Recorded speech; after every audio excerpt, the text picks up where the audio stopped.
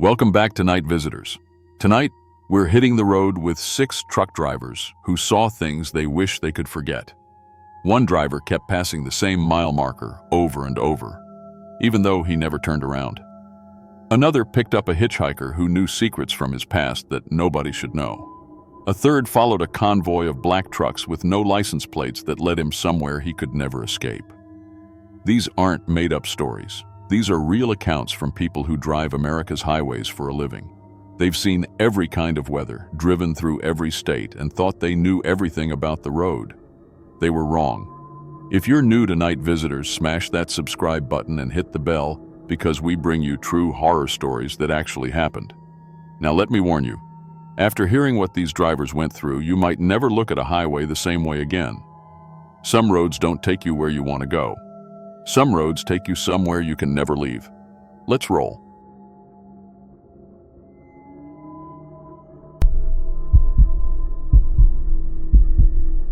My name is Billy Hendricks, and I've been driving trucks for 11 years. Started when I was 23, right after I lost my job managing the produce section at a grocery store in Reno.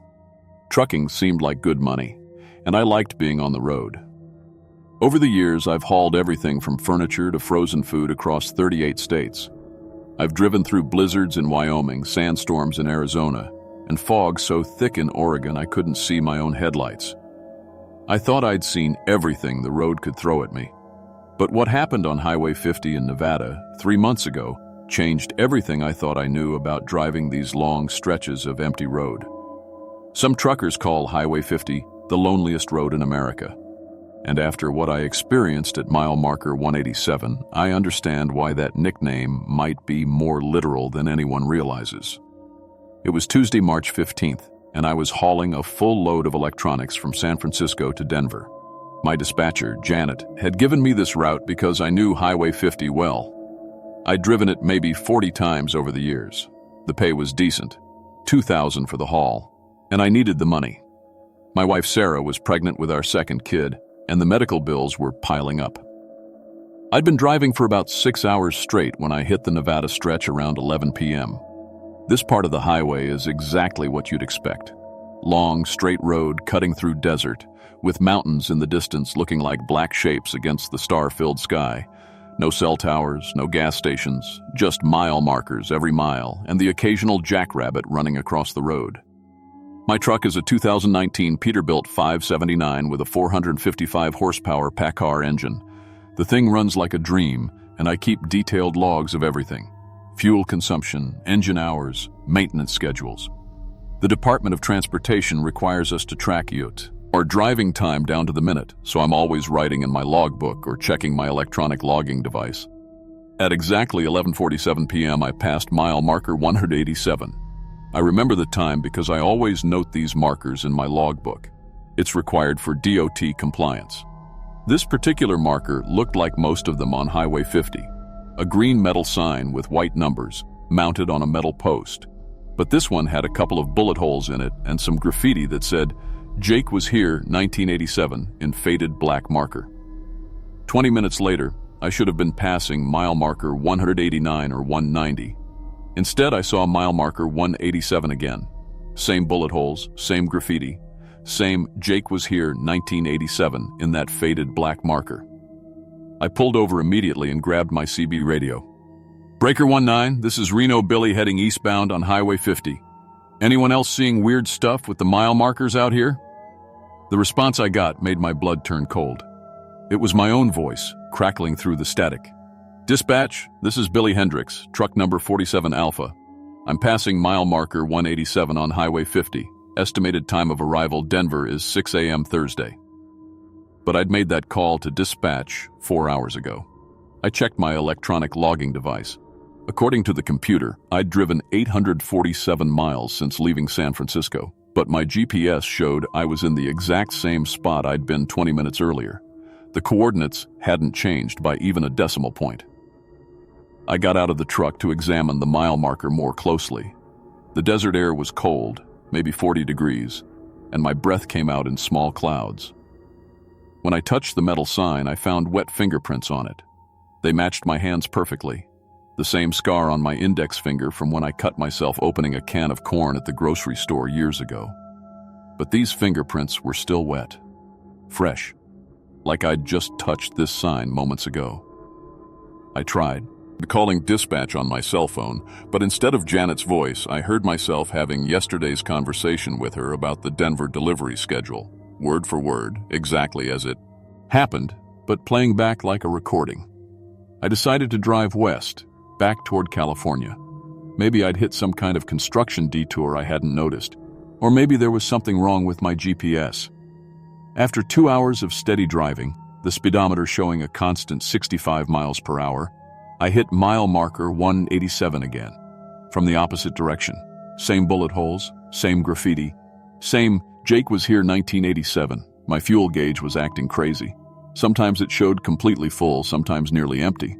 As I watched, the needle would swing back and forth like the sensor was broken, but the truck was running fine, engine purring like always. I got out to inspect my truck more carefully. What I found made me sick to my stomach. My tires were worn down to bare metal. Not just low tread, completely bald with steel belting showing through. These were nearly new tires when I'd started this trip, but they looked like they'd been driving for months without being changed. The truck's engine computer told an even stranger story.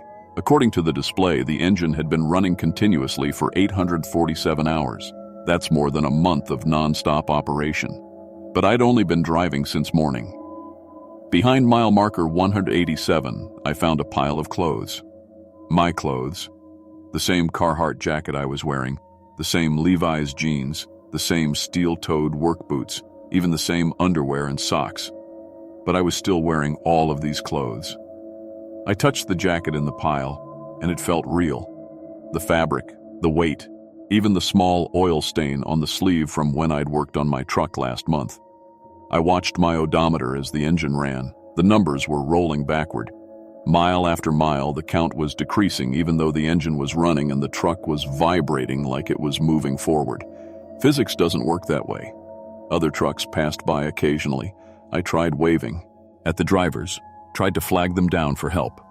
But they drove right through me, not around me, through me, like I wasn't even there, like I was invisible.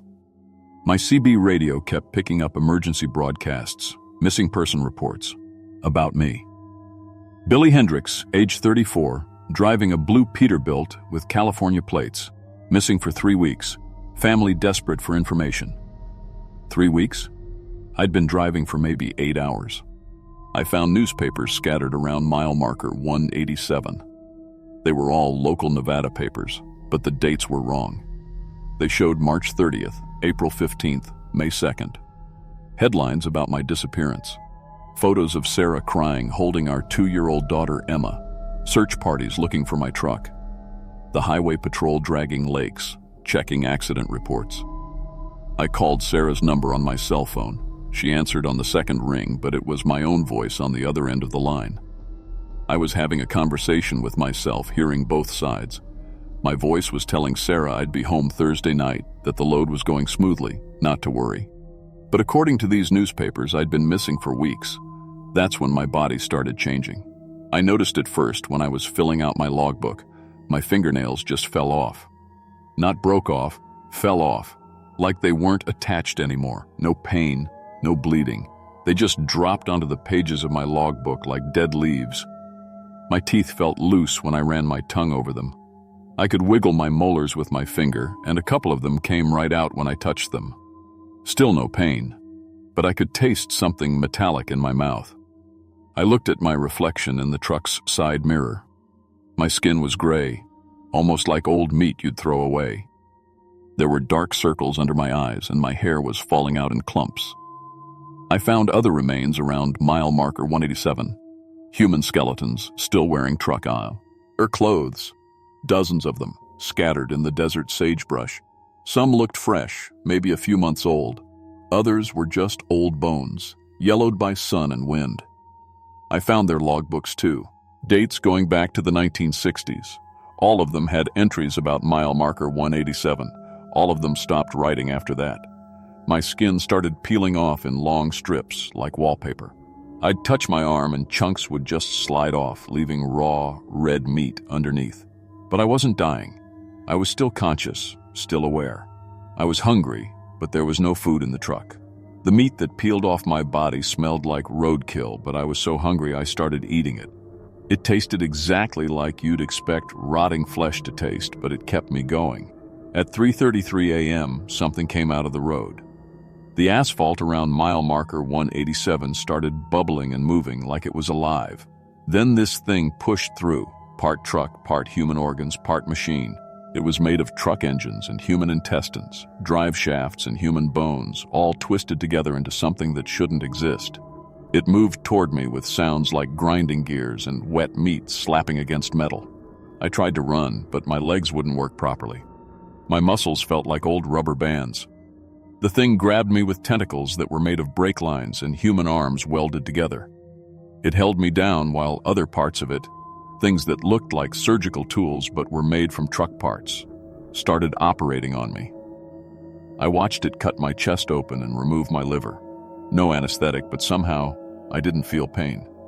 It replaced my liver with a truck alternator, still connected to wires that went deeper into my body. I could feel the electricity running through my veins. When it was done with me that night, I wasn't human anymore. My lungs were replaced with pistons that moved up and down, making breathing sounds but not actually processing air. Oil ran through my veins instead of blood. My heart was a small engine that made clicking sounds instead of beating. But I wasn't dead. I was still me, still hinking, still aware of everything happening. The thing showed me the other truckers who'd been trapped here. They were all like me now, part human, part truck. Some had been here since the 1960s. They could talk, but their voices sounded like engine noise mixed with human speech. One of them, a guy named Jake, the same Jake whose graffiti was on the mile marker, told me what this thing was building. It was creating some kind of massive organism that stretched for miles underground. We were all part of it now, like cells in a body. Our trucks were connected too, welded together in this underground network of metal and flesh. The highway above was alive, made from the bodies of truckers like us. Every car that drove over mile marker 187 was actually driving on human remains mixed with asphalt and metal. I became mile marker 187 itself. My skull became the post, my spine became the sign with the numbers on it. But I could still see, still think, still feel everything that happened on that stretch of road. Every truck tire that rolled over me caused incredible pain. Every footstep from someone getting out to read the marker felt like being crushed. The worst part was feeling the fresh truckers getting trapped, watching them go through the same process I did. The thing made me help trap new victims. My voice would come out of their CB radios, luring them with fake emergency calls. I couldn't control it. The entity controlled my consciousness now, made me participate in capturing more truckers to add to its collection. My awareness spread along the highway. I became miles 185 through 189, feeling every vehicle that passed over my transformed flesh. Thousands of cars every day, crushing the bones and organs that used to be Billy Hendricks, the grocery store manager who became a trucker. The entity showed me its plan. It was building a coast-to-coast organism made of highways and the people who traveled them. Every interstate, every state route, every truck stop, all of it would eventually become part of this living road system. I discovered that most of Nevada's highway system was already made from truckers and travelers like me. We were all connected, all conscious, all experiencing the endless pain of vehicles driving over our bodies 24 hours a day. My original body is the foundation under mile marker 187 now. I can't move, can't escape, can't die. I just exist, feeling every tire, every footstep, every vibration from the endless traffic above. But I can still communicate sometimes when the entity isn't paying attention. If you're a trucker reading this, if you ever drive Highway 50 through Nevada, do not stop at mile marker 187. Do not get out of your truck. Do not touch the sign. And if you pass the same mile marker twice, turn around immediately. Drive back to the nearest town, get off the highway, and find another route. Because once you're caught in the loop, once the entity notices you, you'll become part of the road forever. I'm still here, under the asphalt at mile marker 187. Still conscious, still aware, still feeling every truck that passes over what used to be Billy Hendricks. The entity is still growing, still building its network of living highways, and I'm forced to help it catch the next trucker who stops to check their map at mile marker 187 on Highway 50 in Nevada.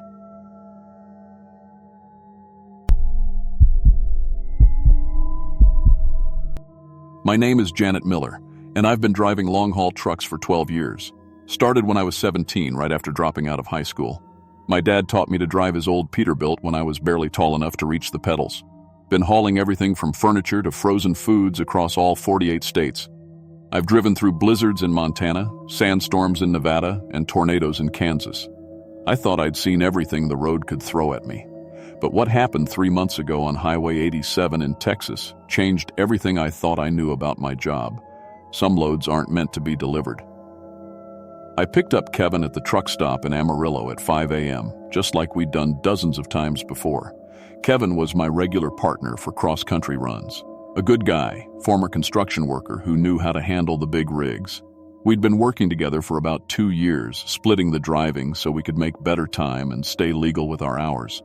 This morning was different, though. Kevin looked pale, almost gray, and he was holding his stomach.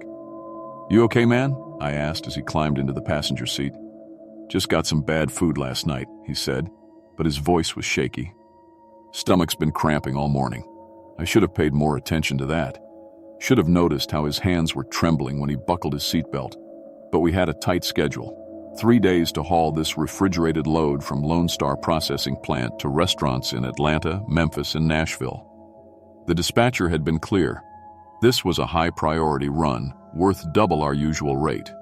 The processing plant was new, built just outside of town. Modern facility with gleaming metal buildings and state-of-the-art refrigeration trucks. The loading dock supervisor, a heavy-set man named Marcus, walked us through the paperwork while the dock workers load our trailer. "Premium beef and pork," Marcus explained, handing me the shipping manifest. "Best quality meat you'll ever haul. We even give our drivers samples so they know what they're carrying." He gestured toward a small table near the office where several truckers were eating from paper plates. The meat looked perfectly cooked, nice steaks and pork chops. Kevin's eyes lit up despite how sick he looked. "Kevin, you just said your stomach was bothering you," I reminded him. "A little protein might help," he said, already walking toward the table. "My grandma always said good meat fixes everything." I watched him take a few bites of steak. The other drivers were laughing and talking, seemed like normal guys. But something felt off about the whole thing. Maybe it was how eager Marcus was for us to try the meat, or how the loading dock workers kept glancing at us while they secured our trailer. I grabbed a small piece of pork just to be polite, but it tasted strange, metallic, almost bitter. 20 minutes later, we were rolling down I-40 with 38,000 pounds of refrigerated meat behind us. Kevin was driving first shift, and I was doing my logbook when he started making these weird noises. "Pull over," he said suddenly, his voice strained. I looked up and saw him gripping the wheel tight, his knuckles white. Sweat was pouring down his face, even though the AC was cranked up. "What's wrong?" "Gonna be sick," he managed, already slowing down and heading for the shoulder. He barely got the truck stopped before he threw open his door and started vomiting. But it wasn't normal vomit. It was dark red, almost black, with chunks of something that looked like raw meat. I'd seen plenty of drivers get food poisoning over the years, but nothing like this. "Jesus, Kevin, we need to get you to a hospital." "No," he said, wiping his mouth with his sleeve. "Just give me a minute. It's just that sample meat not sitting right." But as we got back on the road, things got worse. Kevin kept scratching at his arms, digging his fingernails deep into his skin, until he was bleeding. Long scratches that looked like claw marks. When I asked him to stop, he looked at his arms like he didn't understand how they got that way. "They itch," he said. "Feel like something's moving under my skin." The scratching got worse over the next hour. Kevin was tearing at his arms so bad that blood was soaking through his shirt. When I insisted on stopping again, he coughed up something that made my stomach turn. It looked like pieces of lung tissue, pink and spongy, mixed with blood. "Kevin, that's it.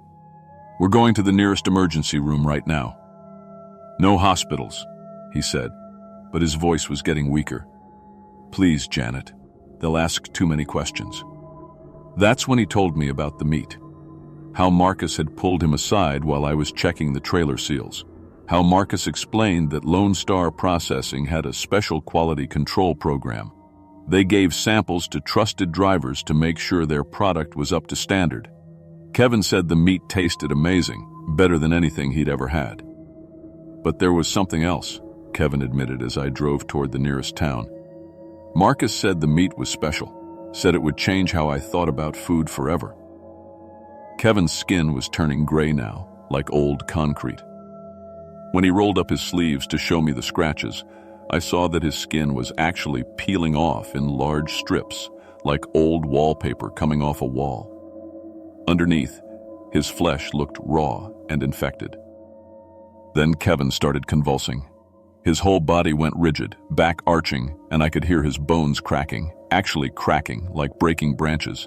His ribs pushed outward against his shirt, and I realized with horror that something was breaking his bones from the inside. "Stop the truck," Kevin gasped. I pulled over on a remote stretch of highway, middle of nowhere, Texas. Kevin stumbled out of the cab and Kala, said on the gravel shoulder. His chest was moving in ways that weren't natural, bulging and rippling. Then his shirt split open. His rib cage burst apart like someone had detonated a bomb inside his chest cavity. But instead of just blood and organs, there were things moving, hundreds of white, worm-like creatures, each about the size of my thumb, writhing around his heart and lungs. They had tiny mouths full of needle-sharp teeth, and they were eating Kevin's organs while he was still alive. Kevin was screaming, but he was still conscious, still talking. "Janet," he whispered, blood foaming from his mouth. "They're eating me. I can feel every one of them." I grabbed my phone to call 911, but Kevin caught my wrist with surprising strength. "Don't," he said. "You need to know. The meat in our trailer, it's not beef and pork." I wanted to help him, but I was terrified of those worm things. They were pouring out of Kevin's chest cavity now, hundreds of them, covering the ground around his body. Some of them were looking at me with tiny black eyes. Kevin's body split open completely, from his throat to his pelvis, like someone had unzipped him. More worms poured out, thousands of them, along with what remained of his internal organs.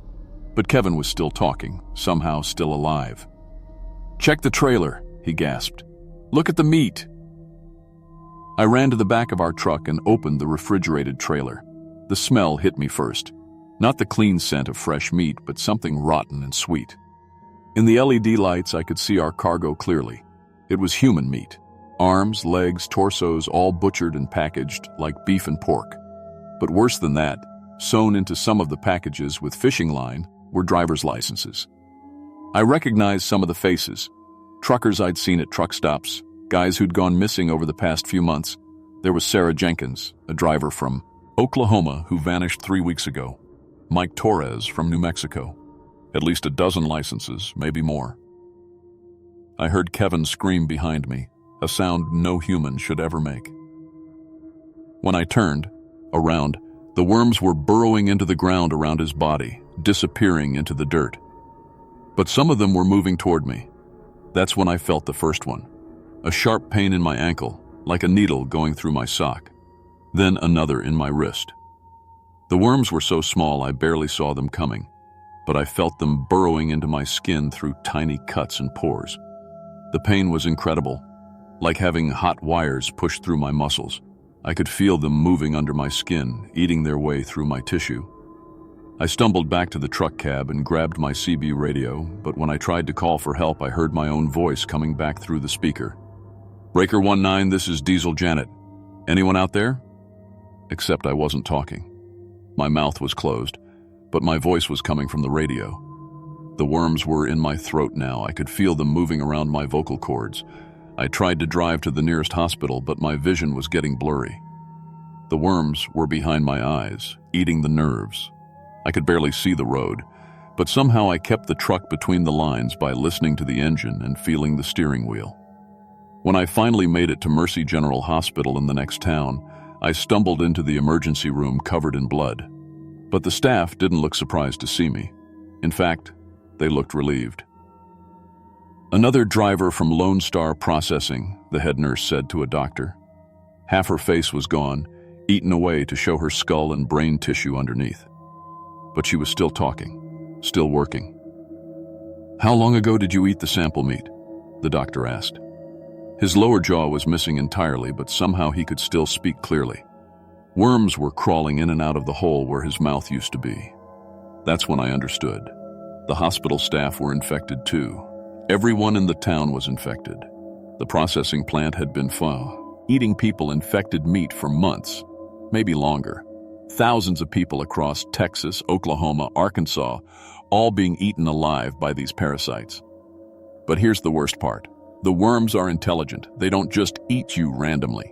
They keep you alive, keep you functional, because they need hosts to spread to new areas. And once you've got enough of them in your system, you can communicate with them. You can hear their thoughts. They told me things. These worms aren't from Earth. They're from somewhere else, some other dimension where everything is meat and everything eats everything else. Earth is just their breeding ground. They've done this to thousands of other planets. The processing plant was just the beginning. They needed truckers to spread the infected meat to new cities, new states. And once you're infected, you can't resist them. They control your actions, your thoughts. You become part of their hive mind. I tried to fight it at first, tried to drive my truck into a ditch to stop the delivery. But the worms wouldn't let me. They made me continue the route, delivering infected meat to restaurants in 3 states. Hundreds of people ate that meat. All of them are infected now.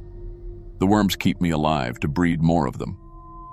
My body has become a factory, producing thousands of larvae every day. I can feel them moving through my bloodstream, eating my organs and replacing them with their own tissue. My bones are hollow now, completely eaten away from the inside, but the worms hold my body together. I'm not Janet anymore. I'm the queen of their hive mind, controlling infected people in dozens of cities. When I concentrate, I can see through their eyes, feel what they feel. All of them being eaten alive, just like Kevin, just like me, but kept conscious so they can spread the infection. The processing plant was shut down officially, but it doesn't matter. The infection is everywhere now. Every state in America has infected people. They work in restaurants, grocery stores, meat processing facilities.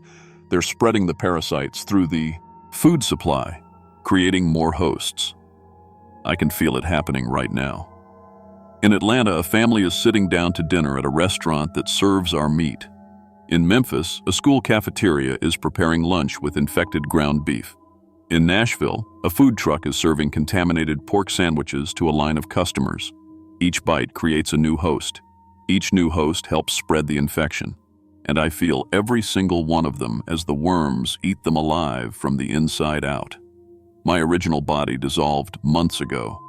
I'm just a mass of breeding worms now, living in an abandoned truck stop outside of Dallas. But my consciousness controls millions of infected people across the country.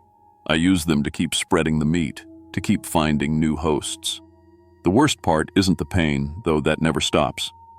The worst part is that somewhere deep inside this thing I've become, Janet Miller is still here. Still conscious, still human enough to know what I'm doing to innocent people. But I can't stop it. The worms won't let me. They need me to coordinate the infection, to turn all of humanity into breeding material for their species. Earth is just another planet they're consuming, and I'm helping them do it. If you're listening to this, check your meat. Look for the Lone Star Processing label, but honestly, it doesn't matter anymore. We've infected the supply chain at every level. The meat in your refrigerator, the burger you had for lunch, the ham sandwich your kid took to school. It's already too late. The infection is everywhere, and it's spreading faster than anyone realizes. Soon, everyone will be like me. Conscious but not human, alive but not living, serving a species that sees us as nothing more than meat to be consumed. My name was Janet Miller, and I was a truck driver for 12 years. Now I'm something else entirely, and I can feel the larvae moving through your body as you listen to this. Welcome to the Hive.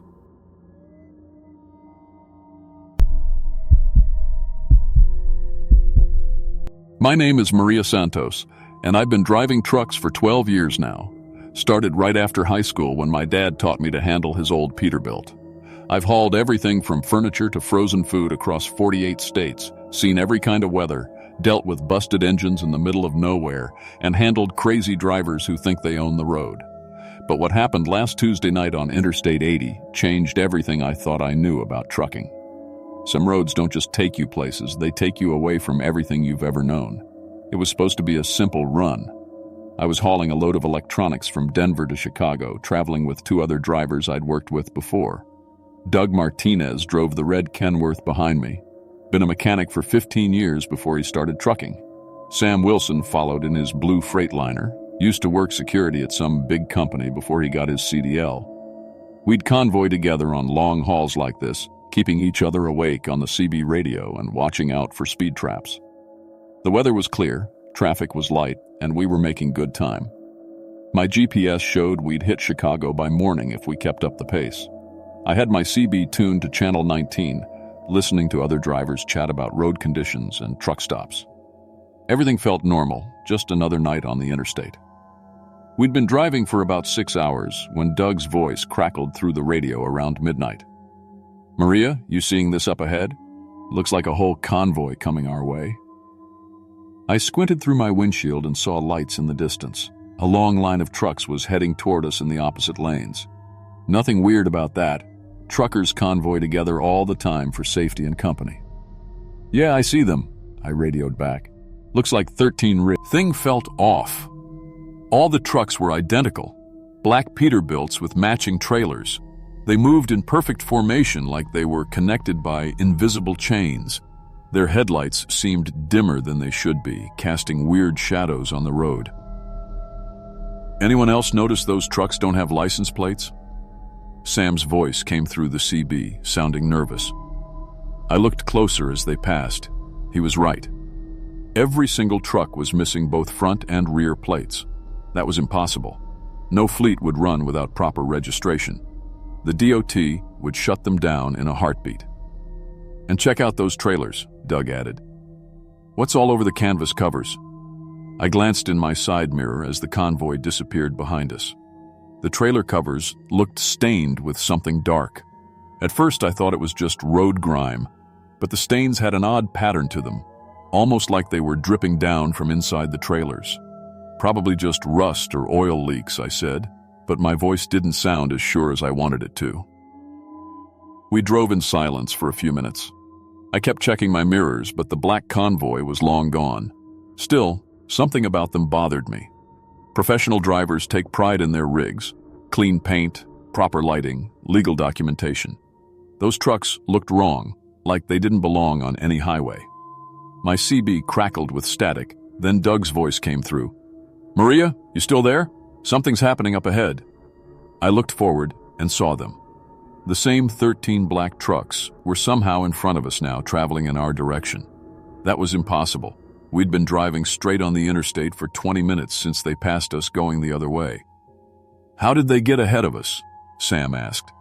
"We never stopped, never turned off." I checked my speedometer. We'd been doing a steady 75 the whole time. For those trucks to pass us and get in front, they would have had to take some parallel road and drive over 100 miles per hour. But there were no parallel roads out here, just empty desert on both sides. The convoy was moving slower than normal highway speed, maybe 50 miles per hour. I had to slow down to avoid rear-ending the last truck in their line.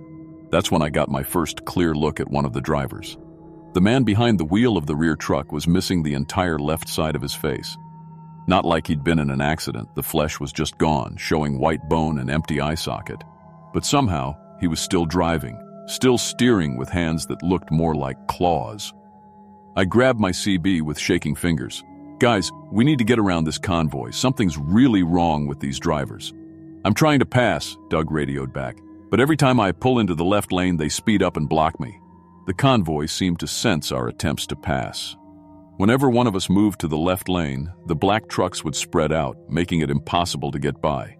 They stayed just slow enough to frustrate us, but just fast enough to keep us trapped behind them. My fuel gauge was getting low, and I knew we needed to stop soon, but every exit we passed, the convoy would move to block the off-ramp. It was like they wanted to keep us on the interstate. "This isn't right," Sam's voice was tight with worry. "Professional drivers don't play games like this. What do they want?" I tried radioing the convoy directly, switching to different CB channels. "Black convoy, this is the westbound Peterbilt behind you. Please identify yourself and state your intentions." Static filled my cab, followed by a sound that made my blood freeze. It wasn't voices, it was screaming. Human screaming mixed with the horrible sound of metal being crushed and twisted. The screaming went on for nearly a minute before cutting to silence. Doug's voice came through, shaky. "Did you guys hear that? That wasn't normal radio chatter." The convoy started slowing down even more, forcing us to crawl low, at 30 miles per hour.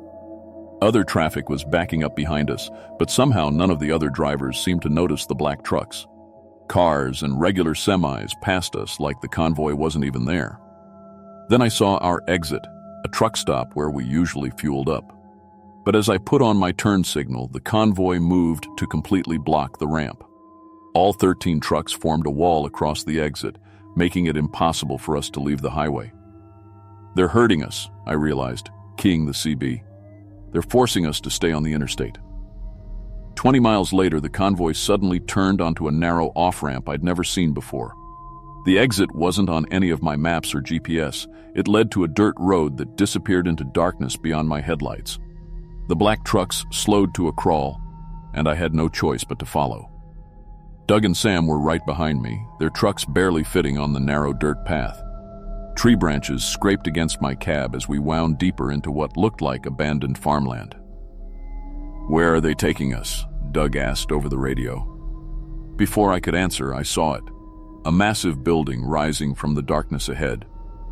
It looked like an old slaughterhouse with tall brick walls and broken windows. Rusty metal chutes and conveyor systems stuck out from the building like the skeleton of some giant animal. The convoy pulled into a huge dirt yard in front of the building and stopped. Their engines shut off one by one until everything was silent except for our idling diesels. "Look at that," Sam whispered over the CB. People were walking out of the shadows around the slaughterhouse, dozens of them, all wearing trucker clothes, flannel shirts, work boots, baseball caps from different trucking companies. But as they got closer to our headlights, I could see they weren't normal people. Some were missing arms or legs. Others had crushed skulls or twisted spines. A few were so mangled I couldn't tell how they'd originally been shaped, but they all moved with purpose, gathering in a semicircle around our trucks. One of them stepped forward. Older man in a faded Teamster's jacket. Half his chest was caved in and his left arm hung at an impossible angle. "Welcome to the gathering," he called out, his voice carrying clearly despite his damaged throat. "You've been selected to join the death convoy. Congratulations." I kept my engine running and my doors locked. "Doug, Sam, we need to get out of here, now." But when I looked in my mirrors, our trucks weren't running anymore. The engines had gone silent without me turning them off. The headlights were dim and flickering. The damaged trucker walked closer to my cab. "You can't leave, Maria. None of us can leave. We're all part of the convoy now." "How do you know my name?" I shouted through the window. He smiled with a mouthful of broken teeth. "We know all our drivers. We've been watching you for years, waiting for the right time to recruit you." More of the mangled truckers gathered around my cab. I could see their CB radios clipped to their belts, their company patches and union pins. These had all been real drivers once. 30 years I've been waiting," one of them said, pointing to a patch that read, "Martinez Trucking." I looked closer and realized it was Doug, but an older, more damaged version.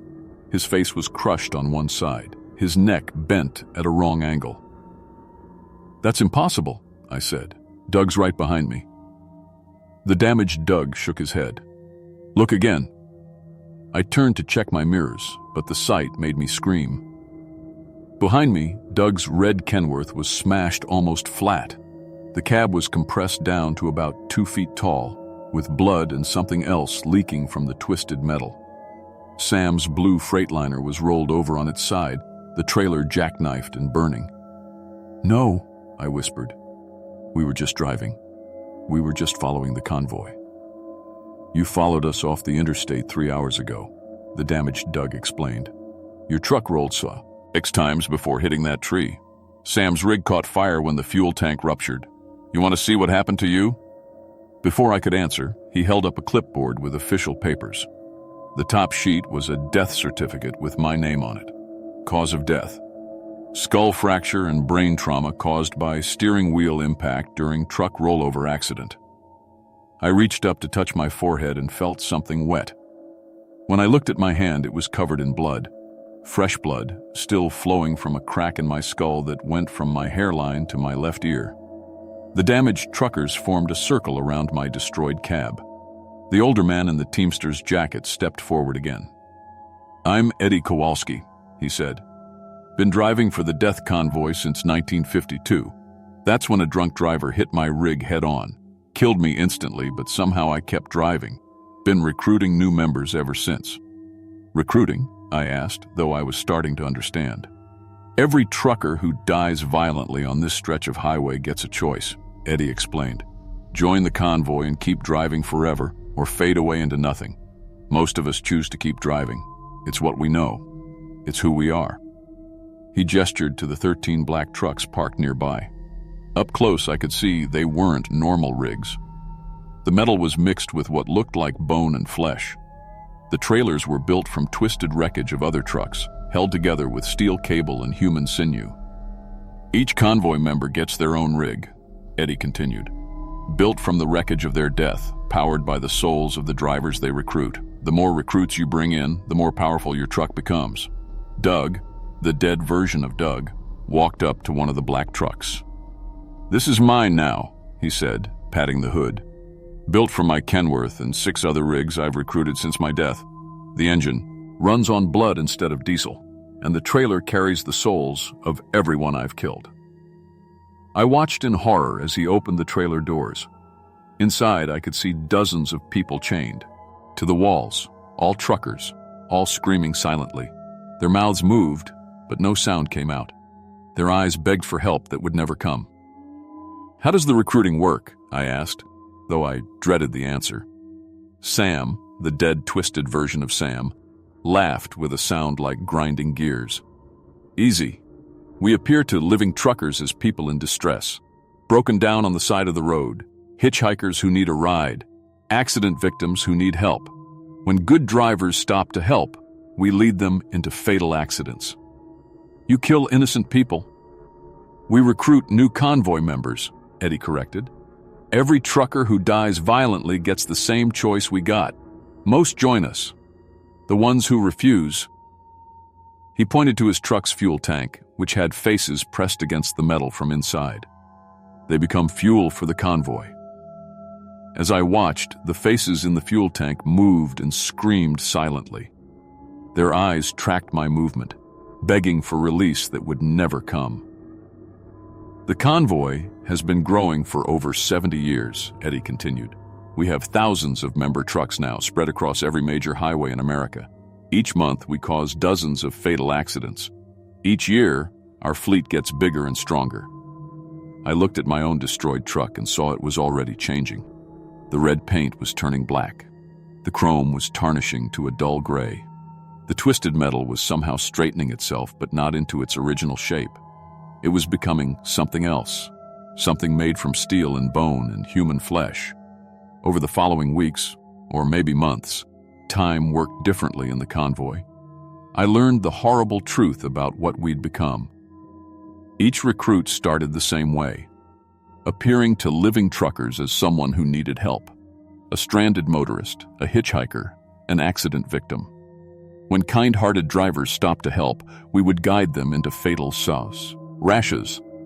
Sometimes we'd give wrong directions that led to dangerous curves. Sometimes we'd sabotage their trucks. Sometimes we'd cause multi-vehicle pileups that killed entire families. With each recruitment, our trucks became more powerful, but also more grotesque. My steering wheel slowly transformed from metal and plastic into vertebrae and cartilage. My seat became human skin stretched over a frame made from rib bones. The shift knob was someone's finger, still warm and sometimes twitching. Doug's body gradually fused with his truck's mechanical systems. His arms extended into the steering mechanism. His legs became part of the drivetrain. Sam's spine stretched and hardened until it became the main chassis of his rig. They were losing their humanity, becoming more machine than man with each passing day. But the worst part was that we started to enjoy it. After the first few months, I stopped feeling guilty about the accidents I caused. The screaming of my victims became music to me. The terror in their eyes before they died filled me with a satisfaction I'd never felt in life. Doug and Sam felt the same change. We became the convoy's most effective recruitment team, working together to cause massive pileups that killed dozens of drivers at once. I would appear as a distressed woman on the side of the road, flagging down truckers for help. Doug would sabotage their brakes while Sam blocked their escape routes. Within minutes, we could turn a peaceful stretch of highway into a scene of twisted metal and burning fuel. After what felt like years of recruitment, Eddie called all the convoy members together at the old slaughterhouse. Thousands of black trucks filled the yard and the surrounding fields. Each one was built from human remains and powered by captured souls. "Brothers and sisters," Eddie announced, his voice carrying across the massive gathering, "we've chet our goal. 10,000 souls, 10,000 trucks. It's time to complete our true purpose." He gestured to the center of the yard, where something massive was taking shape. It was a truck, but not like any I'd ever seen. It was the size of a city block, with dozens of trailers connected in impossible configurations. The entire vehicle was built from the collected souls and wreckage of every recruit we'd gathered over the decades. "This is the Hell Rig," Eddie explained, "powered by the screams and suffering of every soul we've collected. When it's complete, we'll drive it across America, spreading death and terror to every corner of the country. No living truck driver will be safe. No highway will be free from our influence." I watched as my fellow convoy members began dismantling their own trucks, feeding the parts and souls into the growing Hell Rig. Doug's truck dissolved into black smoke that was absorbed into the monster vehicle's engine. Sam's rig melted like wax, its liquefied remains flowing into the Hell Rig's massive fuel tanks. When my turn came, I climbed out of my cab for the last time and watched it transform into part of something unimaginably evil. All the souls I'd collected, all the drivers I'd killed, all the families I'd destroyed, they were all feeding into this apocalyptic machine.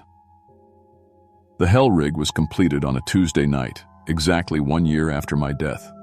It stretched across the horizon like a moving city, with 10,000 screaming faces embedded in its surface. The engine roar could be heard for miles, a sound like every truck accident that had ever happened playing at once. Eddie climbed into the main cab, which was built from the bones of the convoy's first recruits. "Mount up," he called to the remaining drivers. "We ride tonight." I took my position in one of the Hell Rig's many cabs, my hands fusing with the steering controls made from human spinal columns. Doug was somewhere in the engine compartment. His consciousness merged with the diesel systems that ran on liquid terror. Sam had become part of the trailer system. His awareness spread across miles of cargo space filled with tortured souls. As the Hell Rig began to move, I felt a moment of clarity about what we'd done. We'd helped create a vehicle powered by pure evil, designed to end human civilization one highway at a time. We'd turned our profession, something that connected communities and kept the country running, into an engine of destruction. But the moment passed quickly, replaced by the same dark satisfaction I'd felt during recruitment. The Hell Rig rolled toward the interstate, and I could already imagine the terror it would spread. Every truck stop, every rest area, every mile of highway in America would become a hunting ground. My name is Maria Santos, and I was a truck driver for 12 years. Now I'm part of something much bigger and much worse. If you're driving late at night and you see 13 black trucks without license plates, don't try to pass. Don't follow them. And whatever you do, don't stop to help if you see someone on the side of the road who looks like they need assistance. Because some convoys aren't going anywhere you want to follow, and some drivers never really stop driving, even after they're dead.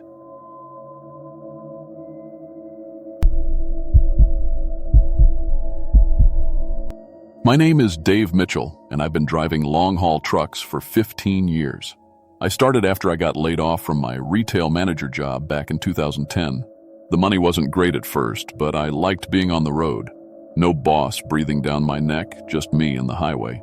I've driven through every state in the lower 48, seen everything from desert storms to mountain blizzards. I thought I'd seen it all. But what happened 3 nights ago on Route 287 in Wyoming changed everything I thought I knew about what's really out there on America's highways. Some things are worse than black ice or jackknife trailers. Some things hunt drivers like me. It was November 15th, around 11 p.m. I was hauling a load of electronics from Denver to Seattle, running a few hours behind schedule because of construction delays. The weather had been getting worse all day. Started as light rain in Colorado, but by the time I hit Wyoming, it was a full downpour.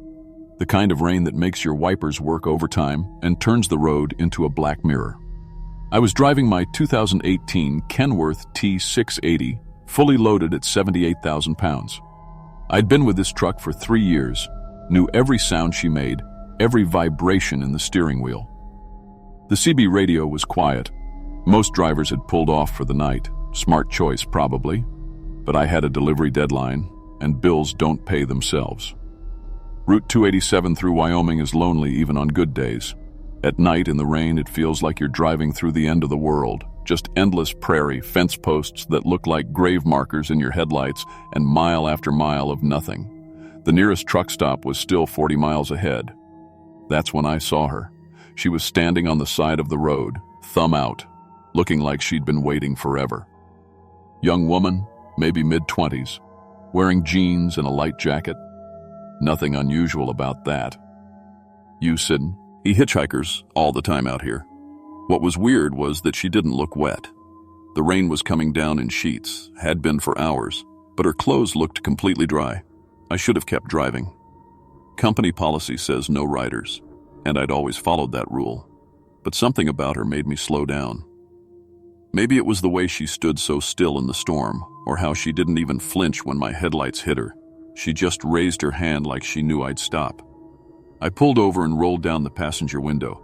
The rain immediately started soaking my sleeve. "You need a ride?" I called out. She walked over to the cab, still not looking wet despite the rain hitting her directly. Up close, she looked normal enough. Pretty face, dark hair, maybe a little pale, but her eyes were odd, too bright in the darkness.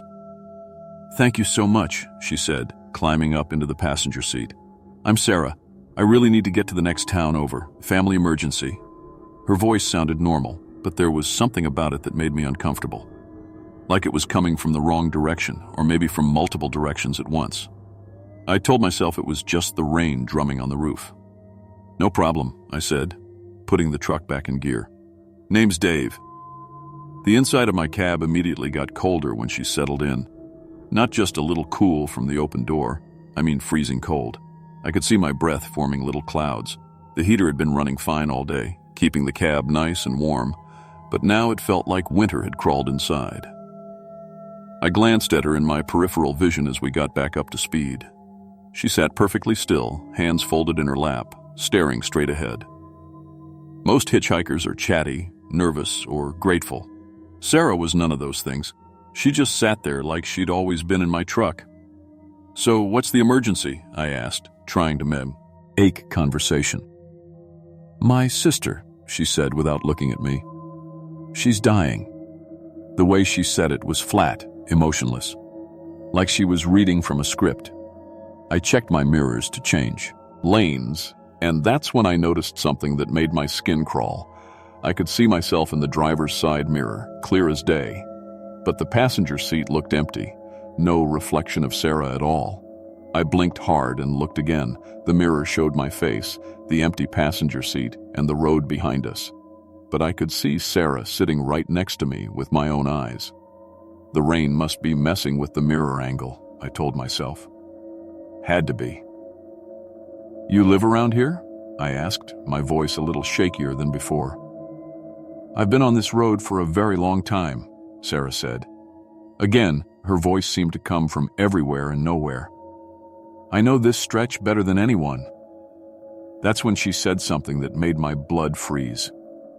You're thinking about your mother right now, aren't you, Dave? About what she said to you before she died. About how disappointed she was in the man you'd become. I nearly swerved off the road. I had been thinking about my mother. She'd passed 2 years ago, and her last words to me were harsh ones about my drinking, my failed marriage, the way I'd let everyone down. But I'd never told anyone about that conversation.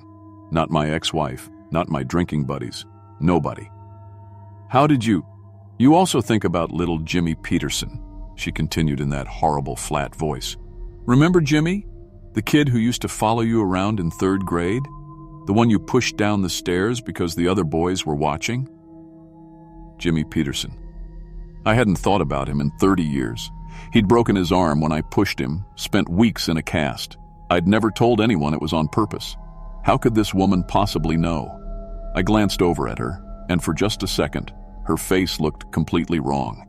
Where her eyes, nose, and mouth should be, there was just smooth skin, like someone had erased her features with an eraser. I blinked, and her face was normal abyss. Gain. Who the hell are you? I whispered.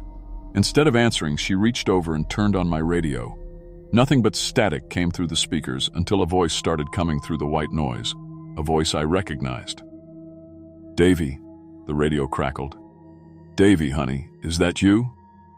It was my mother's voice, the same voice that had called me from her hospital bed, weak and disappointed. But she'd been dead for 2 years. Davy, I'm so ashamed of you. Look what you've become. Look what you're going to do. Turn it off, I said, reaching for the radio knob. But my hand passed right through it, like it wasn't really there. Mom's right, you know, Sarah said. And now her voice was coming from the radio speakers too, mixing with my dead mother's disappointed whispers. You really are a failure, a drunk, a quitter, a man who hurts people and never takes responsibility. The temperature in the cab dropped even further. I could see ice crystals forming on the windows from the inside, and my breath came out in thick white puffs. The heating system was running full blast, but it felt like we were driving through Antarctica. I looked over at Sarah again, and this time what I saw made me scream. Her skin was peeling away from her face in long, wet strips, like old wallpaper. Underneath wasn't muscle or bone. It was something black and moving, like oil with too many eyes floating in it. The strips of skin fell to the floor of the cab with wet slapping sounds, and I realized they weren't just skin. They were faces, human faces, all sewn together into a horrible mask. What are you? I gasped, fighting to keep control of the truck. The thing that had been Sarah turned to face me fully, and I saw that the writhing black mass underneath had dozens of eyes, all different colors, all staring at me with pure hate. When it spoke, the voices came from everywhere at once. My mother, as voice, Jimmy Peterson's childhood whine, my ex-wife's angry screams, and a dozen others I recognized. Every person I'd ever hurt, ever disappointed, ever let down. We are your victims. Dave, the thing said in all those voices. We are everyone you've ever harmed with your selfishness and cowardice. I tried to hit the brakes, but my foot went right through the brake pedal like it was made of smoke. The steering wheel wouldn't respond to my grip. The truck was driving itself now, and we were picking up speed. Outside the windows, the landscape had changed. The flat Wyoming prairie was gone, replaced by impossible geometry. Roads that curved up into the sky like roller coasters, mountains hanging upside down in the air, valleys that went in directions that shouldn't exist. The physics of the world had broken down completely. You're wondering where you are, aren't you? The creature asked, its many eyes blinking at different times. You're wondering when this highway became so strange. I looked ahead and saw we were driving straight toward a cliff that definitely hadn't been there before. The truck was accelerating, and nothing I did could stop it. The speedometer showed impossible numbers, 90, 100, 120 miles per hour. The truth is, Dave, you've been dead for 3 days. The words hit me like a physical blow. Dead. That was impossible. I could feel my heart racing, feel the fear coursing through my veins. November 12th, the creature continued, its voice now sounding like a news reporter. Dave Mitchell, age 38, died when his truck jackknifed on black ice near Laramie. The crash killed 4 people in the other vehicle: Maria Santos, 34, her husband Carlos, 36, and their twin daughters, Emma and Sophia, both age 7. As it spoke, "Pipen, I'm alive, I'm right here." The creature began peeling off more face masks from its writhing mass. First, it showed me Maria Santos's face, a young mother with kind eyes, now frozen in terror. Then Carlos, a man about my age who'd been driving his family home from dinner. Finally, the 2 little girls, Emma and Sophia, whose lives had been snuffed out because I'd been driving too fast for conditions. "This is your hell, Dave," the creature said with the mother's voice. "Every night you pick up a different version of us. Every night you remember what you did. Every night you experience our deaths through our eyes." The truck reached the cliff and sailed out into empty space, but instead of falling, we just kept driving through the air.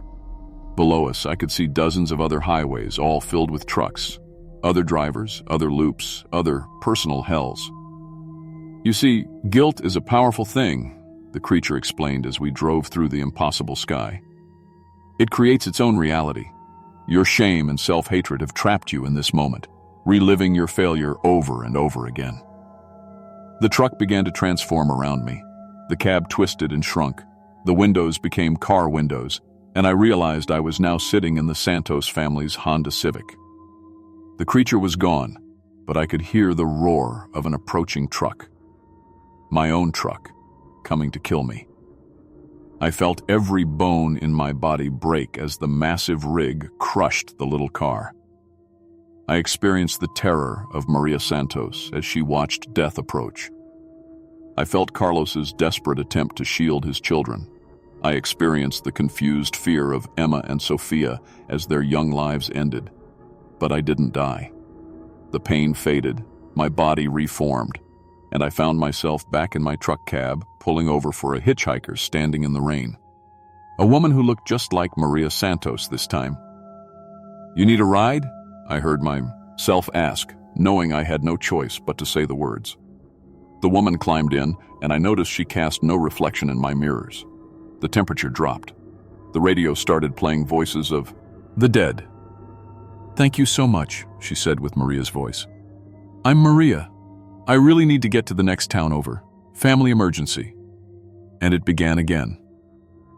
I've lived through this loop thousands of times now. Sometimes the hitchhiker is Maria, sometimes Carlos, sometimes one of the little girls aged up to look like an adult. Each time, they make me remember what I did. Each time, I experience their deaths from their perspective. Each time, the guilt and horror feed the creature that orchestrates this eternal punishment.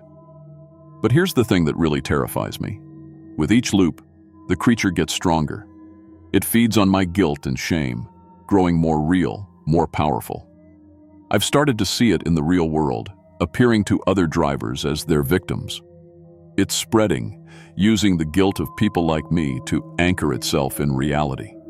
Through the creature's eyes, I've watched it cause more accidents, creating more loops, more personal hells for other drivers who've made fatal mistakes. It's building an army of the guilty, and each one of us makes it more real. Sometimes I see other truckers at rest stops who have that same haunted look in their eyes. They know. They're trapped too.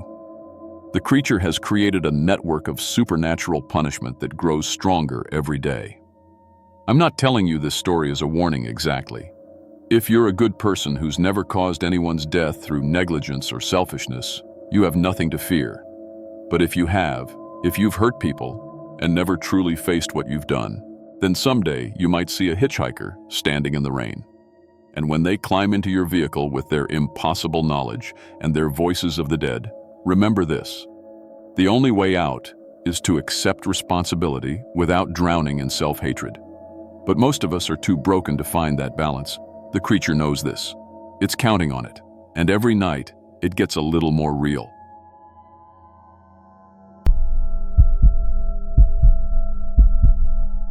My name is Jake Mitchell, and I've been driving big rigs for 18 years. Started when I was 24, right after my construction company went under.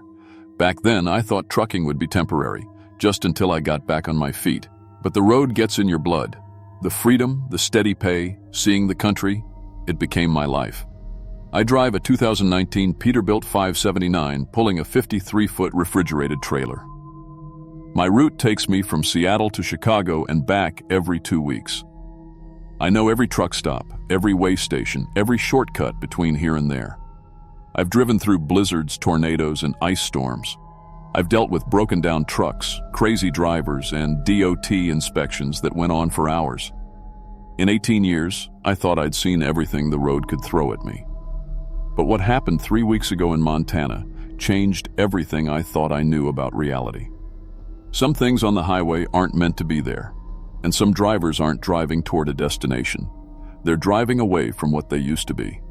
It started on a Tuesday morning at the Flying J truck stop outside Billings. I'd been driving since midnight, pushing to make my delivery schedule. The sun was just coming up, painting the Montana sky orange and pink. Beautiful country out there, big sky, rolling hills, not much else for miles. I pulled into the fuel island around 6 a.m. The place was quiet, just a few other trucks scattered around the lot. Most drivers were either sleeping or already back on the road. I climbed down from my cab, stretched my back, and started the fuel pump. That's when I saw him. Another driver was fueling up at the island across from me. Nothing unusual about that, except he looked exactly like me. Same height, same build, same work shirt, even the same baseball cap I always wear. But it was more than that. When he turned around, I saw my old and face looking back at me. Not similar. Identical. Down to the scar on my forehead from when I fell off a ladder 8 years ago. I stopped pumping fuel and stared. The other driver, the other me, was going about his business like nothing was wrong. He finished fueling, walked around his truck doing a pre-trip inspection, just like I do every morning. His truck was a Peterbilt too, same model as mine, same blue and white paint job. I walked over to him. "Hey," I said, "this is going to sound crazy, but..." He looked up at me with my own eyes. "Yeah? You look just like me." He laughed. "Do I?" Guess we both got the trucker look down pat. He stuck out his hand. "Name's Jake." My blood went cold. "Jake what?" "Jake Mitchell. You?" I couldn't speak for a moment. Then I managed, "Same, Jake Mitchell." He didn't even blink. "Well, ain't that something? 2 Jakes on the same route. What are the odds?"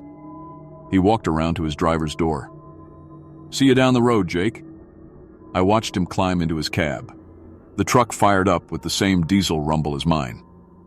As he pulled away, I saw his license plate. Montana commercial plates, same as mine. But that wasn't possible. I was from Washington State. I got my phone out and took a picture of his truck as it merged onto I-94. Then I walked around my own rig checking the license plate. Washington State, just like it should be. But I had a photo of that other truck, and the plates matched mine exactly. I tried to tell myself it was just a coincidence. Maybe a mix-up at the DMV. Maybe that guy was pulling my leg, pretending to have the same name. But deep down, I knew something was very wrong. I finished fueling and got back on the road. My CB radio crackled to life around mile marker 126. "Breaker 19, this is Moondog looking for that eastbound Peterbilt. You got your ears on?" Moondog was my CB handle. Had been for 15 years. I keyed the mic. "This is Moondog. Go ahead." "Negative, driver. Already got Moondog on channel 12. You need to pick a different handle." I switched to channel 12. "Sure. Enough." Someone was using my call sign, talking to other drivers about road conditions ahead. The voice sounded just like mine. I keyed the mic. "Breaker 12. This is the original Moondog. Someone's using my handle." "Negative, good buddy. I've been Moondog for 15 years. Don't know who you are, but you need to find your own call sign." The voice was identical to mine. Same accent, same speech patterns, even the same way I always said, "good buddy," when I was being friendly on the radio. I tried to argue, but other drivers started chiming in, saying they'd been talking to Moondog for the past hour. They knew him, trusted him. To them, I was the fake. My hands were shaking as I turned off the CB. This wasn't possible. I was Jake Mitchell. I was Moondog. I'd been driving this route for 8 years, but somehow, impossibly, there was another me out there, and everyone else thought he was the real one. My phone rang. The caller ID said, Sarah, my wife. I answered immediately. Hey, honey. Jake? I thought you were sleeping. Didn't you just call me an hour ago? No, I've been driving since midnight. Haven't called anyone. There was a pause. That's weird. You called around 5:30, said you were taking a break at some truck stop. We talked for 20 minutes about Emma's soccer game. Emma was my daughter. Sarah, I haven't talked to you since yesterday evening. I'm telling you, I didn't call. Jake, are you feeling okay? You sound different, stressed. I'm fine, just tired. Well, anyway, thanks for calling earlier to check on us. It meant a lot. Emma was so happy when you remembered to ask about her math test. My stomach dropped. Emma had a math test on Monday. I'd completely forgotten about it, felt bad about it all week. But apparently, the other Jake had remembered. I love you, Sarah said. Drive safe. She hung up before I could respond. I sat there holding the phone, trying to make sense of what was happening. Someone who looked like me, sounded like me, even knew about my family's daily life, was living my life better than I was. I called dispatch. Hey Rita, this is Jake Mitchell in truck 447. Jake? Honey, you just called an hour ago asking about your next load assignment. Did you forget already? Rita, I'm telling you, I haven't called dispatch today. Jake, are you sure you're feeling all right? You called from this exact same number. Asked about the load going to Denver next week. I told you it was confirmed. I hadn't heard about any Denver load. That would be a new route for me, something I'd been hoping to get for months. Can you tell me exactly what I said when I called? You asked about the Denver run, confirmed your delivery time in Chicago for tomorrow, and made that joke about truck stop coffee. You know, the one you always make. I didn't know what joke she was talking about. The rest of the day was a nightmare. I kept trying to convince people that I was the real Jake Mitchell. But everywhere I went, someone had already talked to me. The way station officer said I'd come through 2 hours earlier. The mechanic at the truck stop in Fargo said I'd stop by that morning for a quick inspection. Even worse, all my credit card statements were showing charges I hadn't made.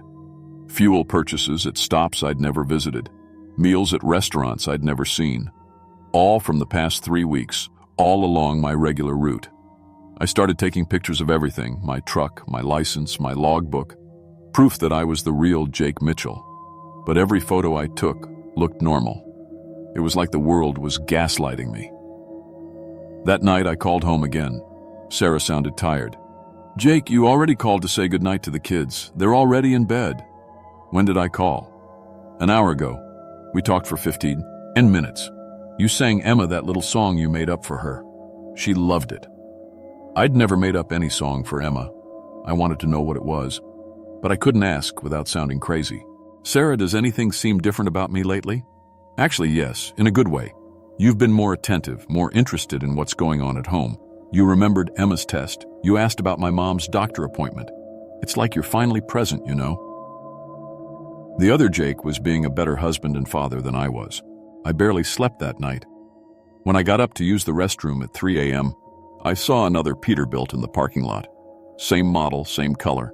I walked over to it with my phone's flashlight. The license plate was identical to mine. I looked in the cab window. There was a logbook on the passenger seat open to today's date. The handwriting was mine.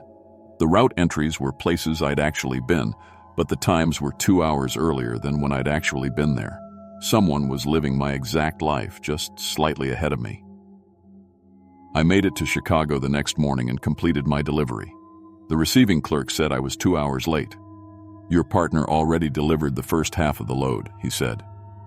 What partner? The other driver. Jake Mitchell. Same company, same truck number.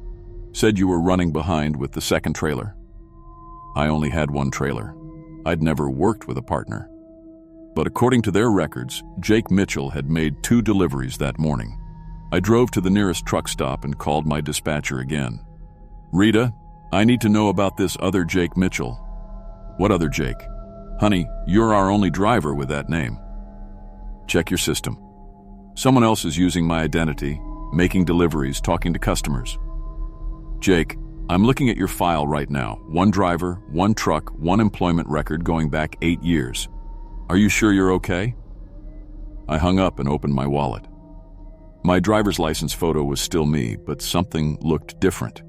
The face was a little fuller, the eyes a little brighter, more confident. The way I looked when I was younger, before years of long hauls and truck stop food wore me down. I took a selfie and compared it to the license photo. They didn't match anymore. That evening, I called Sarah to tell her I was starting the drive home. She sounded confused. But Jake just left an hour ago. He stopped by for dinner, spent time with the kids. Are you playing some kind of joke? Sarah, I'm in Chicago. I haven't been home in 5 days. That's impossible. Jake was here. He fixed the leaky faucet in the kitchen, helped Tommy with his homework. The kids adored him. My hands started shaking. Describe him. Jake, what kind of question is that? He looked like you, sounded like you, except he seemed happier, more energetic. He actually played with the kids instead of falling asleep on the couch. Sarah, I'm driving home right now. Don't let anyone in the house until I get there. Jake, you're scaring me. What's wrong? Just, please, lock the doors. I'll be home in 6 hours. I broke every speed limit driving west. I had to get home before the other Jake did. I had to prove to my family that I was their real husband and father. But when I pulled into my driveway at 2 a.m., there was already a Peterbilt parked there, identical to mine down to the company decals and the small dent in the rear bumper from when I'd backed into a loading dock last year. I sat in my truck, engine running, staring at my own house. Through the kitchen window, I could see a man sitting at my table with Sarah and the kids. They were laughing, having what looked like a great time. The man had his back to me, but I knew it was my face he was wearing. I got out and walked to the front door. It was locked. I used my key, but the deadbolt had been changed. I knocked. Sarah came to the door and looked through the peephole. She opened it with the chain still attached. "Who are you?" she asked. "Sarah, it's me. It's Jake, your husband." "That's impossible. Jake's right here." She turned and called into the house. "Honey, there's someone at the door who looks like you." The other Jake came to the door. When he saw me, he smiled with my own smile. "Hey there," he said to me. "You must be confused. Maybe you should try the house next door." "I live here," I said. "This is my family." Sarah looked back and forth between us. We were identical, but her eyes kept settling on him instead of me. "I don't know what kind of game you're playing," she said to me, "but you need to leave. This is my husband. I know my own husband." "Sarah, please, ask me something only Jake would know." She thought for a moment. "What song do you sing to Emma at bedtime?" I had no idea. I'd never sung to Emma.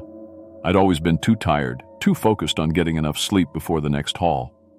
The other Jake started singing a little melody I'd never heard before. "Daddy's little angel, sleeping tight, dreams of rainbows through the night." Emma came running to the door. "Daddy, sing it again!" She ran past me like I wasn't even there and hugged the other Jake's legs. "I don't know who you are," Sarah said to me, "but you need to leave before I call the police." I looked at my family, my wife, my kids, choosing him over me, and I couldn't blame them. He was everything I should have been. Attentive, caring, present.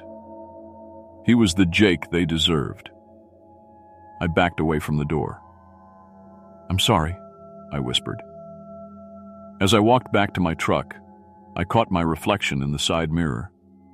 I was becoming transparent, fading, like the life was being drained out of me. I drove to the nearest truck stop and parked in the back lot. I tried calling friends, relatives, anyone who might remember me, but they all said the same thing. They'd just talked to Jake Mitchell, and he seemed great. I pulled out my wallet again.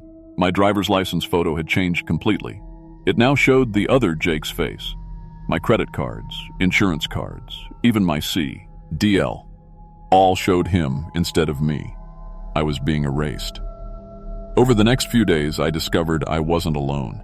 In the abandoned parts of truck stops, in the shadows of rest areas, there were others like me. Transparent figures that most people couldn't see. Truckers who'd lost their identities to something that fed on who we were. An old-timer named Bill told me he'd been forgotten for 30 years. "It takes everything," he said. "Your life, your family, your very existence. And it uses what it steals to become more human." "What is it?" I asked. "Don't know. Been around longer than any of us. Some say it was human once, lost its own identity somehow. Now it feeds on ours." I learned that the creature could split itself, becoming multiple people at once. It was living dozens of lives, being the perfect version of drivers it had consumed. It was building something, an army of stolen identities. But why? What was the end game? I found old missing person reports going back over a century. Truckers, railroad workers, traveling salesmen, anyone who spent their life on the road, away from the people who loved them. All of them had vanished, replaced by something better. The creature fed on love, on belonging, on the connections between people. Every time my family loved the fake Jake, they were feeding it.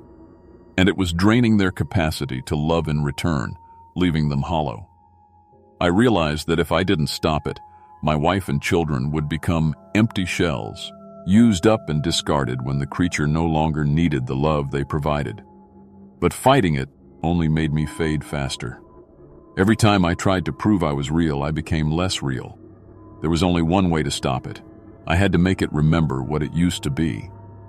I spent weeks researching, digging through old records, following a trail of disappearances back through history. Finally, in the archives of a small Montana town, I found it. A newspaper clipping from 1892 about a traveling merchant named Thomas Carlyle, who'd vanished on the prairie. His wife had searched for him for years, never giving up. Hope. Thomas Carlyle. That was the creature's original name. I confronted it at the abandoned truck stop where Bill said it fed. The other Jake was there, but when I spoke the name Thomas Carlyle, something changed. It began cycling through faces, dozens of them, maybe hundreds. All the identities it had stolen over the centuries. "You were Thomas Carlyle," I said. "You had a wife who loved you. Margaret. She never stopped looking for you." The creature screamed, a sound like breaking glass and tearing metal. The faces kept changing, faster and faster, until they blurred together. "Remember who you were before you became this thing." The cycling slowed. For just a moment, I saw a different face, older, with kind eyes and a gentle smile. Thomas Carlyle, as he really was. "Margaret," the creature whispered in a voice not quite my own. Then it collapsed, and all the stolen lives came flooding back. I felt myself becoming solid again, real again. Somewhere, other forgotten truckers were probably becoming visible to their families once more. But I was too late for myself. I'd faded too far. When I drove home, my family didn't recognize me. The other Jake was gone, but so was any memory of who I used to be. To them, I was just a stranger who looked like someone they might have known once. I still drive the highways. My name is Jake Mitchell, according to my license, but it doesn't feel like my name anymore. I exist in the spaces between real and forgotten, helping other drivers who encounter things that shouldn't be on the road. Sometimes I see Sarah at truck stops along my route. She doesn't know me, but she's happier now. The hollowness is gone from her eyes. She and the kids are learning to love again, slowly, carefully. I save them by giving up any chance of being their Jake again. But late at night, when I'm driving through Montana under the big sky, I sometimes hear a voice on the CB radio calling for his Margaret. Thomas Carlyle, still searching for his way home after all these years. Some journeys never end, and some drivers never reach their destination. They just keep driving, hoping to find what they lost along the way.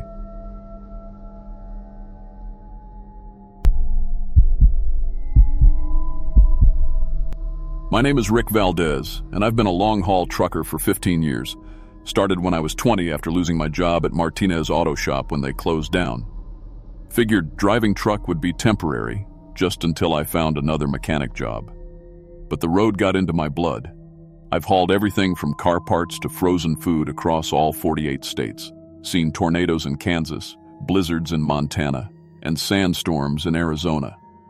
I thought I'd seen everything the highway could throw at me. I was wrong.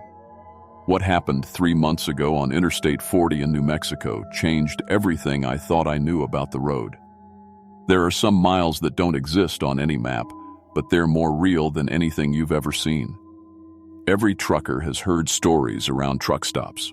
Most are bullshit. Ghost hitchhikers, phantom headlights, that kind of thing. But there was one story that older drivers told different. They called it the Phantom Mile.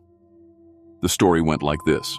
Somewhere between mile markers 127 and 128 on Interstate 40 in New Mexico, there's an extra mile of highway that shouldn't exist.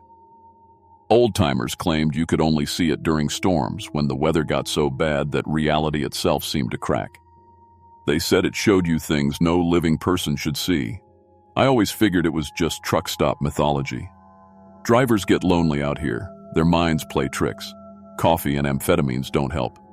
But every time someone brought up the Phantom Mile, the older guys got real quiet. Not the scared kind of quiet, the respectful kind, like talking in a cemetery. Jimmy Castellanos, who'd been driving for 30 years before his heart attack, pulled me aside at a pilot station outside Tucumcari. "Kid," he said. Everyone called me Kid back then. "You ever find yourself on 40 during a bad storm, and your odometer starts acting funny around mile 127, you turn around. Don't matter what dispatch says, don't matter how behind schedule you are. You turn around and get off that highway." I laughed it off. Jimmy had always been superstitious. It was a Tuesday night in July when I found out Jimmy wasn't superstitious. He was smart. I was hauling automotive parts from Albuquerque to Amarillo. Standard run I'd done dozens of times. The weather report had mentioned possible thunderstorms, but nothing I couldn't handle. My Peterbilt 379 had been through worse. The storm hit around 10 p.m., just as I was approaching the empty stretch of I-40 between Tucumcari and the Texas border. First came the wind, rocking my trailer like it was empty instead of loaded with 20,000 pounds of transmission parts. Then the rain started. Not the gentle summer rain New Mexico sometimes gets, but angry sheets of water that made my wipers useless. Lightning was everywhere, turning the desert into a strobe light show. Thunder shook my cab so hard my coffee jumped out of the cup holder. I should have pulled over, waited it out at the next truck stop, but I was already running late and the GPS showed clear weather just 50 miles ahead. I kept driving. My headlights carved a weak tunnel through the darkness. The mile markers were the only things that let me know I was still moving forward. 124, 125, 126. Each one appeared in my lights for just a second before disappearing into the rain behind me. Then I saw mile marker 127. I was watching my odometer because that's what you do on boring highway stretches. Watch the numbers roll over. 127.0, 127.1, 127.2. The decimal places ticked by normal as can be. Then something impossible happened. The odometer jumped. Not rolled over smooth like it should, but jumped. 127.9 became 129.0 in the space between heartbeats. I stared at the display, wondering if the storm had scrambled the electronics somehow, and I saw the mile marker in my headlights. 129. I'd lost a mile. I pulled over to the shoulder, hazards blinking. The rain hammered on my roof like angry fists. I grabbed my CB radio and tried to raise another driver, but all I got was static. Cell phone showed no signal, which wasn't unusual out here. I sat there for 10 minutes, trying to make sense of it. Equipment failures happen. Maybe the odometer had glitched. Maybe I'd missed seeing mile marker 128 in the storm. But something felt wrong. The rain sounded different, angrier. The lightning seemed to be getting brighter instead of fading. I put the truck in gear and crept forward. If there was something wrong with the highway, I needed to know what. A quarter mile up the road, I found a wide spot and turned around. Figured I'd drive back slow, see if I could spot whatever had confused my instruments. The storm was getting worse, if anything, but my headlights should pick up a mile marker. I drove back past where mile 129 should be. My odometer counted down. 128.9, 128.8, 128.7. But there was no mile marker, just empty highway stretching into the rain. Then I saw mile marker 127. I stopped the truck and grabbed my flashlight. This wasn't making sense. And after 15 years on the road, I knew when something wasn't making sense. It was usually dangerous. I climbed down from the cab, pulled my rain slicker tight, and started walking back up the highway. The rain hit me like cold needles. My flashlight beam barely cut 10 feet through the darkness. But I kept walking, counting my steps, looking for mile marker 128. I found it. Mile marker 128 was there, right where it should be. But behind it stretched a section of highway that felt wrong. The asphalt looked the same, 2 lanes with a yellow line down the middle. But under my flashlight beam, it seemed to move slightly, like it was breathing. I walked closer and knelt down. The road surface felt warm under my hand, even in the cold rain. And it was soft, not cracked or damaged, but soft like living tissue. I jerked my hand back and pointed the flaws. Light at the pavement. The asphalt was pulsing, slow and steady, like a heartbeat. I ran back to my truck, heart hammering. This was beyond any equipment malfunction. But I was a professional driver with a load to deliver, and professionals don't abandon their routes because of weird weather effects. I radioed dispatch, but the storm was blocking everything. That's when my AM radio started picking up signals. First was a news broadcast. President Kennedy today announced increased support for South Vietnamese forces. The voice was clear as day, no static. But Kennedy had been dead for 60 years. I spun the dial. More voices came through, all crystal clear despite the storm. Attack on Pearl Harbor has left the Pacific Fleet in ruins. Stock market closed down 12% as panic selling continues. Challenger has exploded, all crew members lost. Decades of news broadcasts, all happening at once. I turned the radio off, but the voices kept coming through. They weren't using my radio anymore, they were coming from the highway itself. I looked up from the radio and nearly jumped out of my skin. There were headlights on the road ahead of me. 2 pale beams cutting through the rain, moving slow. Too slow. The vehicle was barely crawling. As it passed under a lightning flash, I saw it was a 1962 Chevrolet Impala, powder blue with rust around the wheel wells. The driver was slumped over the steering wheel, and the passenger side was caved in like it had been hit by a semi. The car moved in slow motion, like a film played at quarter speed. As I watched, it began to flip. The roof crushed down, glass exploded outward, metal screamed against asphalt. But it was all happening so slow, I could see every detail. The driver's face frozen in terror, the way the headlights traced arcs through the rain as the car rolled. Then it was gone, just empty hig. Way again. More headlights appeared, a 1970s pickup truck with the front end smashed in, a 1980s sedan with the passenger compartment crushed flat, a modern SUV with the roof peeled back, like a sardine can. All of them driving in that same impossible slow motion, all of them destroyed, all of them carrying dead people who didn't know they were dead yet. I watched the phantom parade for an hour, too scared to move. Every vehicle that passed was involved in a fatal crash, replaying their final moments over and over. The storms had revealed something that was always there, some kind of recording of every death that had ever happened on this stretch of highway. Then I saw my own truck. It was my Peterbilt, same paint job, same license plate. But the cab was crushed, the trailer jackknifed. The windshield was starred with spiderweb cracks, and I could see my own body slumped over the steering wheel, blood running down my face. The phantom truck moved past in that same slow-motion death dance. I watched myself die, watched my truck burn, watched my body thrown through the windshield as the cab rolled. It was the most horrible thing I'd ever seen, but I couldn't look away. That's when I realized the truth. This wasn't just showing me what had happened. It was showing me what was going to happen. Every death on this highway, past and future, all playing out at once on the Phantom Mile. I tried to leave. put the truck in gear, turned around and drove hard toward what should have been mile marker 129. But every exit led back to mile marker 127. The highway had become a loop, and I was trapped in it. My truck started changing. First it was just small things, a new dent in the bumper, a crack in the side mirror. But as the night wore on, the changes got worse. The windshield developed spiderweb fractures. The paint blistered like it had been through a fire. The steering wheel became slick with something that looked like blood. I was becoming one of the phantom vehicles. The phantom mile was slowly transforming my truck into the wreck I'd seen, making me into another ghost driver replaying his death for eternity. As dawn approached, though the storm never ended and the sky never got light, I began to understand what the phantom mile really was. It wasn't just some supernatural recording. It was alive. I could feel it now, a vast intelligence beneath the asphalt. Ancient and hungry, feeding on the trauma and terror of traffic deaths.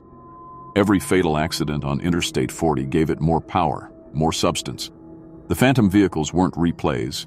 They were the entity practicing, learning how to cause more accidents, more deaths. It was studying us, learning our weaknesses, our fears, our mistakes. Every crash it collected made it better at engineering the next one. The entity was turning the entire interstate system into a hunting ground, with every mile marker a potential trap. I saw its plans in flashes. Phantom roads appearing on every major highway, invisible death zones that would claim thousands of lives. The entity would feed and grow until every road in America became a phantom mile, until driving anywhere meant entering its web. Through that long night, I learned the horrible truth. The phantom mile wasn't unique. Similar stretches existed on highways across the country, all connected by the entity's growing consciousness. Interstate 95 had its phantom mile near Jacksonville. Route 66 had 3 of them in Arizona. Highway 101 had one outside Portland. The entity was building a network, connecting every fatal accident into a web of death that spanned the continent. Every trucker who spread the legend was actually feeding it, making it stronger with their fear and belief. I was just one more node in its network now, another ghost driver collecting trauma and terror for its endless hunger. But unlike the others, I was still alive, still aware. The entity had made a mistake. It had shown me too much. Let me see its plans before I was fully converted. As the sun should have been rising, I made my choice. If I couldn't leave the phantom mile, maybe I could damage it. I aimed my truck at the exact center of the highway and floored the accelerator, not to escape, to crash deliberately, to disrupt whatever energy field was keeping me trapped. The impact should have killed me. My truck hit something invisible and solid at 60 miles per hour. The cab crumpled, the trailer jackknifed, glass exploded everywhere. But instead of dying, I woke up in a hospital in Tucumcari. The doctor said a passing motorist found me unconscious in my overturned truck on the shoulder of I-40, just past mile marker 127. No serious injuries, just a concussion and some cuts. My truck was totaled, but the load was intact. That was 3 months ago. The insurance paid out and I used the money to start a small auto repair shop in Tucumcari. I never drive long haul anymore. Can't risk ending up on the phantom mile again because I know it's still out there, still growing. Sometimes I get calls from other drivers who've seen things on I-40. Phantom vehicles, radio broadcasts from the past, roads that pulse like living flesh. I tell them what I tell everyone. If you're driving Interstate 40 during a storm and your odometer starts acting funny around mile 127, turn around. Get off the highway and don't look back. The entity is still out there, still collecting deaths, still learning. And every time someone dies on that highway, it gets a little stronger.